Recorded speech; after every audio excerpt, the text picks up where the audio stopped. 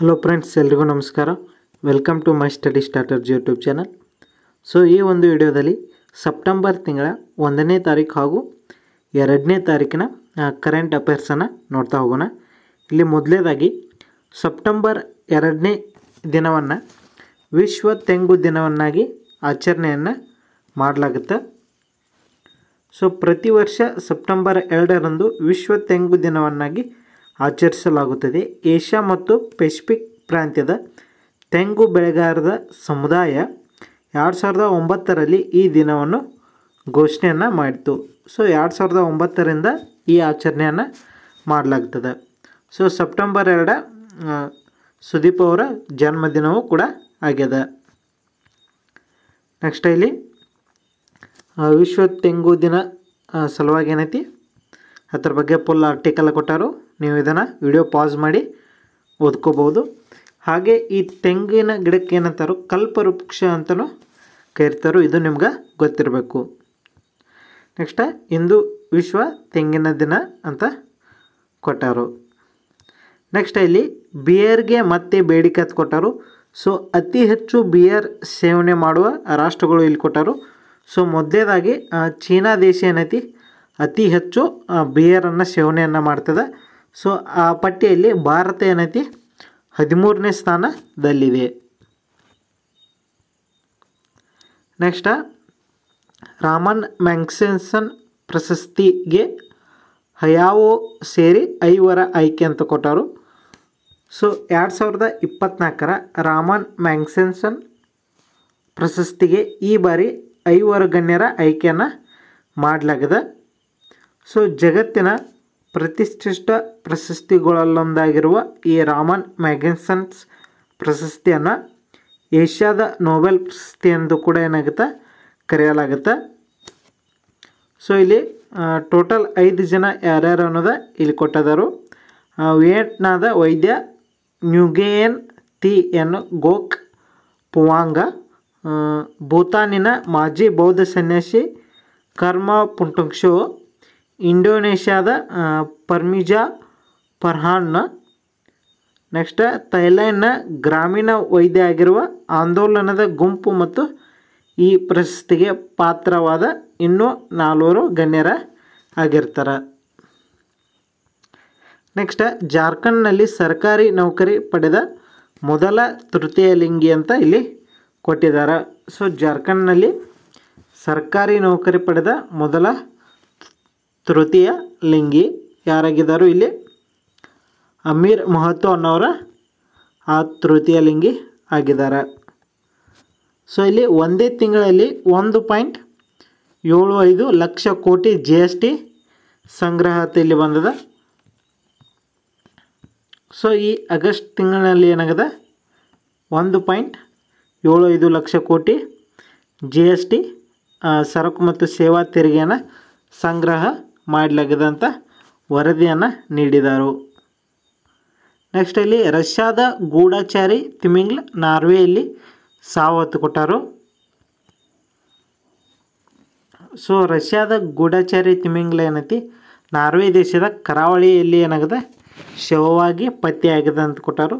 So ಇದಕ್ಕೆ ಹೆಸರು ಏನಿತ್ತು ಅಂದ್ರೆ ಹಲ್ದಿಮೀರ್ ಅನ್ನೋದು ಇದಕ್ಕೆ ಹೆಸರಿತ್ತು. ಇದು ಟೋಟಲ್ 1224 kg ಅಷ್ಟು ತೂಕ ಇತ್ತು, 14 ಅಡಿ ಇತ್ತು, ಉದ್ದ 14 ಅಡಿಯಷ್ಟು ಇತ್ತು.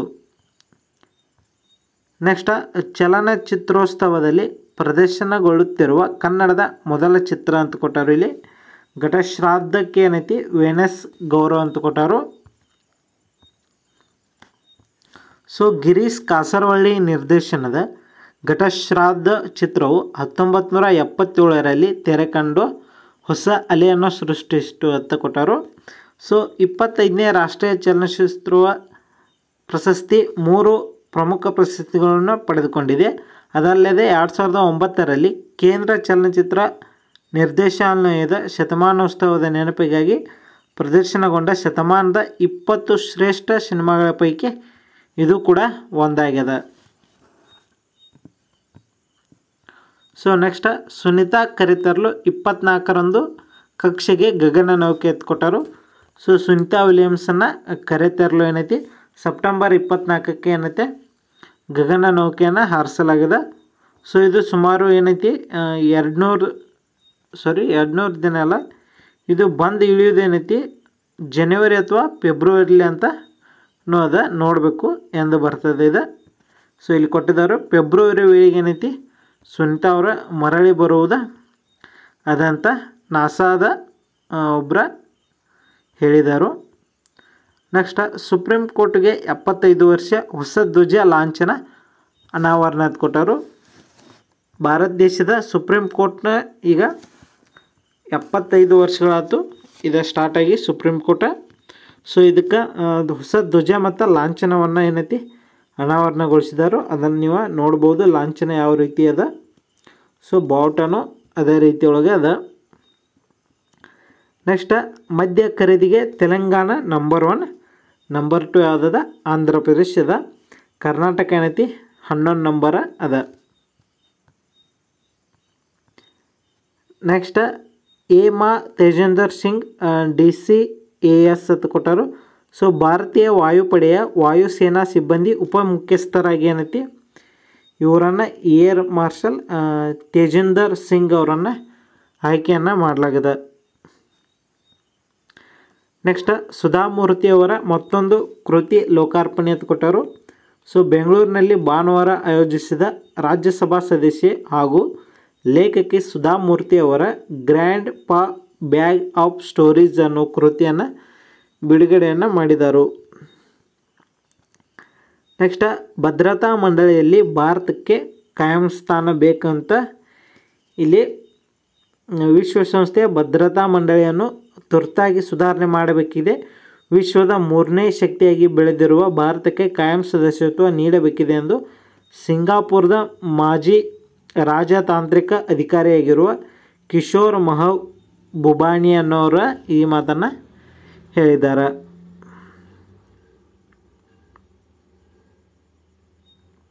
ನೆಕ್ಸ್ಟ್ ಮೈಸೂರು ವಾರಿಯರ್ಸ್ಗೆ ಏನೈತಿ ಮಹಾರಾಜ ಟ್ರೋಫಿ. ಸೊ ಇದು ಕ್ರಿಕೆಟ್ ಒಳಗಿನ ಮಹಾರಾಜ ಟ್ರೋಫಿ ಮೈಸೂರು ವಾರಿಯರ್ಸ್ ತಂಡ ಏನದ ಗೆದ್ದದ. ಬೆಂಗಳೂರು ಬ್ಲಾಸ್ಟರ್ಸ್ ಮೇಲೆ ಏನೈತಿ ಇದು ಗೆದ್ದದ. ನೆಕ್ಸ್ಟ್ ಬ್ರೆಜಿಲ್ನಲ್ಲಿ ಎಕ್ಸ್ಗೆ ನಿರ್ಬಂಧ ಅಂದರು. ಸೊ ಎಕ್ಸನ್ನು ಮೊದಲಿಗೆ ಇದನ್ನ ಟ್ವಿಟರ್ ಅಂತ ಕರಿತಿದ್ರು, ಈಗ ಇದನ್ನ ಎಕ್ಸ್ ಅಂತ ನೇಮ ಚೇಂಜ್ ಮಾಡ್ಯಾರು. ಸೊ ಬ್ರೆಜಿಲ್ನಲ್ಲಿ ಇದನ್ನು ನಿರ್ಬಂಧ ಹೇರಲಾಗಿದೆ ಅಂತ ಕೊಟ್ಟಿದ್ದಾರೆ. ಸೊ ಇಲ್ಲಿಗೆ ಸೆಪ್ಟೆಂಬರ್ 1 ಮತ್ತು 2ನೇ ದಿನದ ಕರೆಂಟ್ ಅಫೇರ್ಸ್ ಕಂಪ್ಲೀಟ. ಮತ್ತೆ ಮುಂದಿನ ವಿಡಿಯೋದಲ್ಲಿ ಸಿಗೋಣ. ಸೊ ಇನ್ನೂ ಯಾರು ನಮ್ಮ ಚಾನಲ್ನ ಸಬ್ಸ್ಕ್ರೈಬ್ ಆಗಿಲ್ಲ, ದಯವಿಟ್ಟು ಚಾನಲ್ನ ಸಬ್ಸ್ಕ್ರೈಬ್ ಆಗಿ. Thank you so much.